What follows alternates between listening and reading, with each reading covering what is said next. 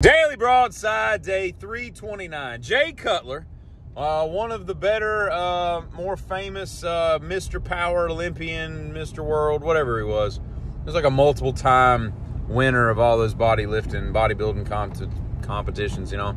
I read something the other day, I was listening to him talk the other day, and he's basically said, you know, when I was winning, I was spending $100,000 a year on food because, you know, that's all those dudes eat. It's got to be just a miserable existence to wake up at 2 a.m. and eat 16 ounces of chicken, dry chicken, and then go back to bed. That's weird. But I thought to myself, damn, that's a lot of damn food.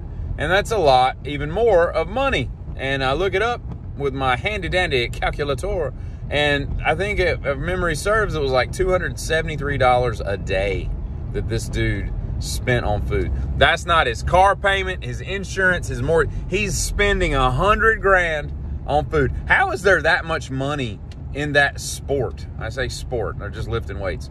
I don't know if that's really a sport. There's really no skill in that. It's just dedication and determination. You don't really do anything to beat another person, per se. But anyway, that's beside the point.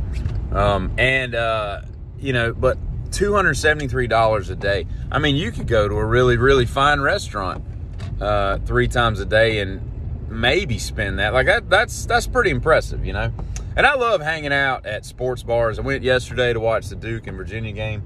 Sitting there, you know, you're having beer, hanging out with friends, you know, good conversation, nice people watching. I love the inner workings of a bar, you know, anyway.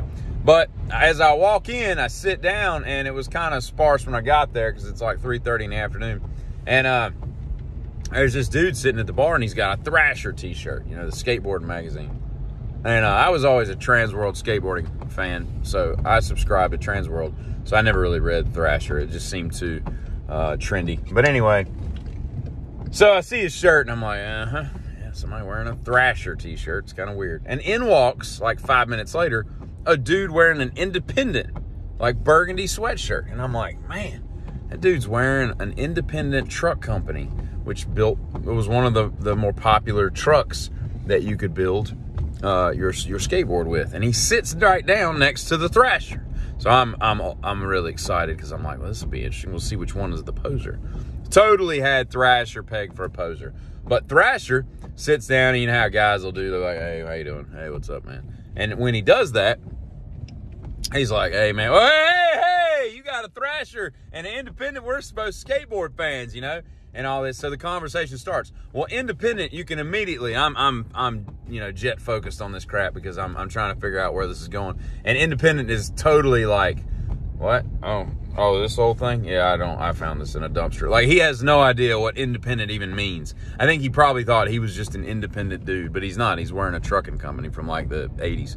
And so I thought to myself, who would have thought that the guy in the Thrasher magazine t-shirt would have been not the poser, and the other guy would have been, you know?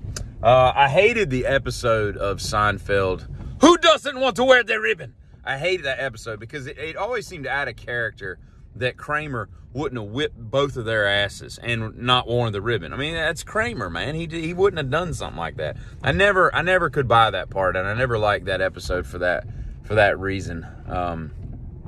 You know. So, but I've been seeing a lot of these songs that you can buy for your girlfriend or whatever, and you write to these people, and you pay like $200, and then they write you a song.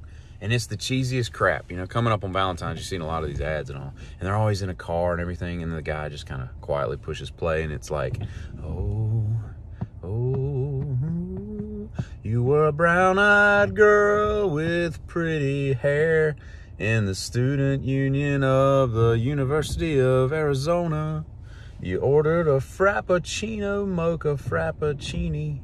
And I sat down beside you, and fast forward, now we got 3 kids, and you need to get to a gym, but you'll always have my heart. And it just goes on, a stupid story. And the girl's sitting there listening, and she's like, what? Jim?